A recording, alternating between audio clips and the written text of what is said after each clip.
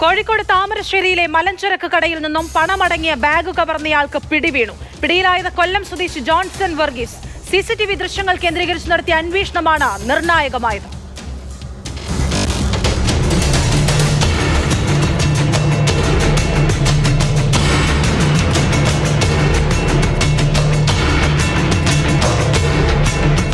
ഇക്കഴിഞ്ഞ ശനിയാഴ്ച വൈകിട്ട് 4 മണിയോടെയാണ് താമരശ്ശേരി കാരാടി പുതിയ സ്റ്റാൻഡിലെ മലഞ്ചരക്ക് കടയിൽ നിന്നും പണമടങ്ങിയ ബാഗ് മോഷണം പോയത്.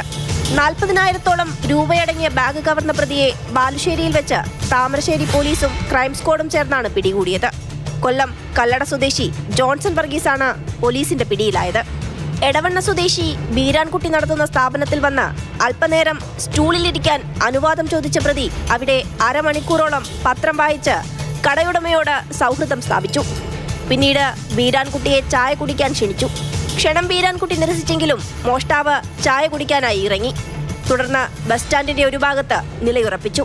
ഇതിനിടയിൽ വെള്ളം കുടിക്കാനായി കടയുടമ പുറത്തുപോയ തക്കത്തിന് കടയിലെ മേശയിൽ സൂക്ഷിച്ച പണമടങ്ങിയ ബാഗുമായി കടന്നുകളയുകയായിരുന്നു പ്രതി. ഈ ദൃശ്യങ്ങളെല്ലാം CCTVയിൽ പതിഞ്ഞിരുന്നു. ദൃശ്യങ്ങളുടെ അടിസ്ഥാനത്തിൽ പോലീസ് നടത്തിയ അന്വേഷണത്തിലാണ് പ്രതിയെ പിടികൂടാനായത്. പ്രതി സമാന രീതിയിൽ നിരവധി മോഷണങ്ങൾ നടത്തിയിട്ടുണ്ട്.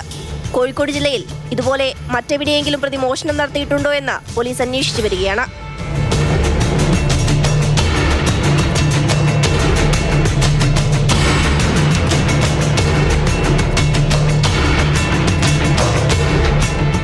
മാതൃഭൂമി ന്യൂസ്, കോഴിക്കോട്.